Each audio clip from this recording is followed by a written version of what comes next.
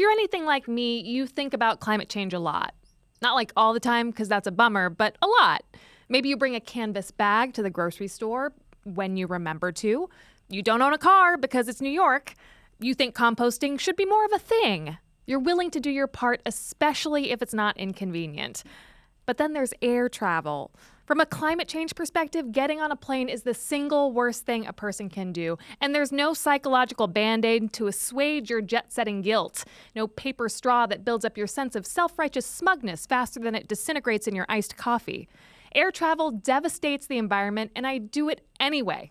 All the time. Am I a terrible person? Here to tell me yes, probably, is New York Times columnist Andy Newman, who recently wrote about this very issue. Welcome to 112BK. Thank you, MacKenzie. You are a terrible person, and so am I. Thank you, Andy. We're in it together. We also have a carbon offset expert with the National Resources Defense Council, Peter Miller, who joins us by phone. Peter, thank you so much for taking the time. Thank you. Andy, why did you feel compelled to write this article that made many people feel very, very bad about themselves? Well, I wanted everyone to feel as bad as I do. There was an editor for the New York section of the paper, which is the section I normally work for, and she took a new job as the travel editor. And she said, hey, we're open for travel stories. Why don't you write a travel story for me? I said, really, the only travel story I want to write is the one about how air travel is morally indefensible and you should never, ever do it, and then your whole section will go out of business. And she said, ha, ha, ha, ha, ha, sure, why don't you write that? That's unbelievable that she greenlit it as the new editor of the travel section. Yeah, Kudos to her. she was like, you can't do it exactly that way, but if you want to investigate sort of what the climate implications are of air travel and really kind of talk about what the philosophical questions are, it would be something of interest to people, and go for it. So I did. Well, you did a great job. It's a real downer. Thank you. Thanks a lot. The comments have been going nuts. Yes.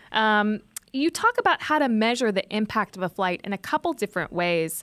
Can you talk about tangibly how you calculated the cost of a flight from, say, New York to Los Angeles? The first thing I had to figure out is how much carbon dioxide or its equivalent these flights would generate. And there are all kinds of online carbon footprint calculators where you say, I'm flying from here to here, and they spit out a number, and they'll say your flights will generate 2.4, or your seats on those flights will generate 2.4 metric tons of carbon dioxide. So if you want to offset them, that's how much you need to buy. Talk to me about what it means to release a metric ton, or however many metric tons of CO2. It's a measurement of the amount of greenhouse gas your flight is emitted. And the interesting thing I found out while reporting the story is there are people who have done the really hard calculations as to how much actual damage on the Earth the emission of 1 metric ton of carbon dioxide will cause. And so I was interested in just taking myself as an example. Me and my wife and daughter flew to Miami for vacation a couple of months ago. And so I just wanted to plug in all those numbers and see what the impact of those flights would be. And I kept doing the math over and over again because it didn't seem possible. But according to the equations that these climatologists came up with, our trip was responsible for melting 90 square feet of Arctic sea ice in the summertime. You also address the issue of impact of a flight from a moral and philosophical perspective as well. And you talk about a philosopher and academic who says, no storms or floods or droughts or heat waves can be traced to my individual act of driving. If I refrain from driving for fun on this one Sunday, there is no individual who will be helped in the least. And you and some other academics rebut that. He said, morally, it is preferable not to go driving if you don't need to, but because you can't prove that there is a specific impact from your taking a joyride, therefore you're under no moral obligation not to take this. And so there are some philosophers who said, well, maybe we can sort of measure the impact on other human beings of your trip. And so they, took tons and tons of numbers and crunched them together in a very, very general ballpark way, And one philosopher came up with this equation that I think he said that over the course of your life, you will, a typical American would emit enough greenhouse gas to cause the suffering or deaths of 2 other people. It's something serious like that. suffering and or deaths. Serious suffering and or deaths of 2 future people. Of 2 people, and that's a lot to live with. And then you start to ask yourself, okay, what can I do about that? I can obviously stop. I can drive less and fly less, and I want to do that. But what are the ways that we can sort of mitigate the impact of what we've done? So let's go to Peter, because I think that carbon offsets are something that a term you hear bandied about quite frequently. I really don't know how they work. Can you tell us what carbon offsets are, Peter? Sure. Let me try to do that succinctly. A carbon offset is a investment in a project that helps to reduce greenhouse gas emissions, or equivalently sequester greenhouse gas in a forest or other natural system that can be used to offset emissions from some other activity, often involving the combustion of fossil fuel like jet fuel or gasoline. It's a way to compensate for the emissions from our daily activities. And so, Andy, you tested out a couple of these different offerings. Is that correct? I didn't quite test them out. Carbon offsets sound good, but there are some climate people who think that they're kind of a cop-out because it's a way to assuage your guilt without really morally taking ownership of what you're doing. And even if you're offsetting the exact carbon dioxide from your flight, just by buying a ticket, you're kind of supporting the airline industry. They're going to run more flights and expand airports and do all these things that are going to basically increase the footprint of aviation. Right, and there's questions about the efficacy of some of these projects as well. Like ProPublica recently reported that I think specifically in Brazil, when you purchased offsets in a forest context to prevent deforestation, they argued that perhaps it was worse than doing nothing.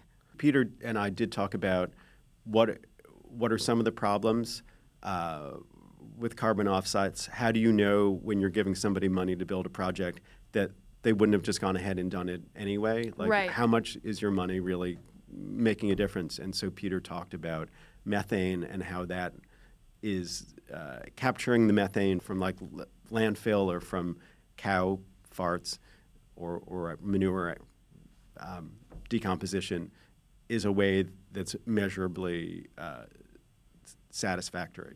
Peter, this is another thing that I really don't understand. Talk to me about methane capture, because I have this mental image of someone like with a giant plastic bag, like capturing cow farts, and then I don't know what happens to that.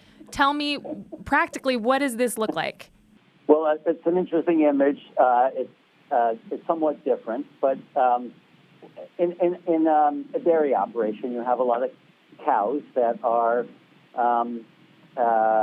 eating hay and other feed, and in the manure, there's a lot of methane gas released. So a traditional dairy operation will collect that manure, put it in a pond, and the methane will just simply go into the atmosphere. Methane is a very potent greenhouse gas. It's a stronger greenhouse gas than carbon dioxide, and it will increase global warming. What a methane capture operation will do is take that methane and cover it with a plastic bag, if you will. Cover it so that the methane is captured, siphoned off, and either burnt directly, which transforms it into carbon dioxide, lower greenhouse gas warming impact, or cleans it up and uses it to generate electricity, or puts into a gas pipeline to replace fossil methane, fossil natural gas, that would otherwise be used. So in either case, the greenhouse gas impact is measurable and reduced. So, Peter, when you talk about purchasing offsets or carbon credits, I'm reminded a little bit of Save the Pandas with the World Wildlife Fund, where it's like you're adopting a specific panda somewhere, and you're in charge of that panda. Your money's going to that panda. Offsets sound a little bit similar, where you are purchasing credits for your flight, and it's going to a specific project. Can you decide like which which project you want it to go to, or even which individual and which country you want it to go to? Well, yes. Depending on the broker, it is possible to identify specific projects that you want to support. In any case, the critical thing is that you are buying a particular offset credit for a particular ton of emission reductions, and that ton can't be resold or double counted elsewhere. In a good offset program, each ton of emission reductions has a specific serial number with it, and once purchased and retired, can't be resold elsewhere. That's critical to avoid double counting. You decided that you will continue to travel, that you will continue to fly, but that you are going to purchase carbon offsets for each trip you take in the future. That's correct. This is something that readers, this is how I ended the story by saying, and guess what, we're going to Greece. People got mad at you. This summer. And can I read some of the responses? Please. So basically what I wrote was that we're going to Greece this summer after all this research I've done and how horrible it is, but I will buy enough offsets to offset the methane of a dozen cows. So yes, so this one reader wrote, "Never have I read a more distasteful and selfish article than the one by Andy Newman in the travel section, who after setting forth his comments on travel and climate change, ends with his last paragraph showing his selfishness and defiance and his privilege. How obnoxious do your writers aim to be?" I do, as of this morning, have, as of the morning of the taping of this podcast, now have experience in buying carbon offsets. I went to this site called Cool Effect. I was looking for specifically cow emissions projects because that's what I said I was going to be writing about. And on the Cool Effect website, you can buy offsets that go to help build biogas digesters at cattle operations in Vietnam and China. And these would basically take the manure that these cows are releasing and converting that methane into something positive. I bought enough offsets so that theoretically, at least, it's going to cover 30 megatons of carbon dioxide, and our flights are only generating 10 metric tons of carbon dioxide. So therefore, theoretically, Peter, the world would be better off than if I'd never taken this trip at all. Is that correct? Well, Andy, I think it's fair to say we're all in the middle on this one. I hope you have a great trip to Greece, and certainly buying 30 tons of carbon offset is much better than taking a trip to Greece and not buying the 30 tons of offsets. That makes a significant difference.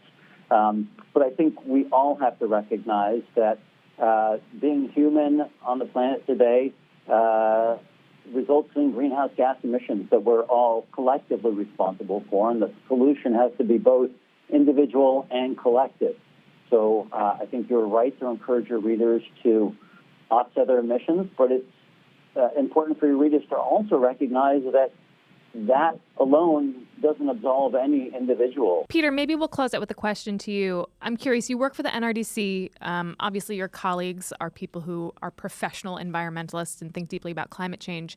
Do you fly? Do your colleagues fly? How do you try to mitigate the fact that you probably have to go to conferences in other countries? How do you think about getting on an airplane? So I think the first thing for people to do is to reduce their emissions wherever they can. Take public transit, walk instead of driving in a solo car. Do a meeting remotely through a Skype link, if possible, rather than taking a plane flight. Buy renewable energy if that's an option from your utility. Do things that you can do to reduce your emissions, and then for those emissions that are left, buy offsets where possible. And finally, be sure to make your voice heard when election time comes around. NRDC as an organization offsets the emissions from its employee travel. So when I take a trip for work, those emissions are offset. And certainly encourage them as well as everybody who's listening to do what they can to reduce their emissions. Well, Peter, thank you so much. Andy, thank you as well. I felt deeply seen by your article in a way that didn't feel great. I appreciate your writing it and putting it out there. Thanks. Thanks for your time.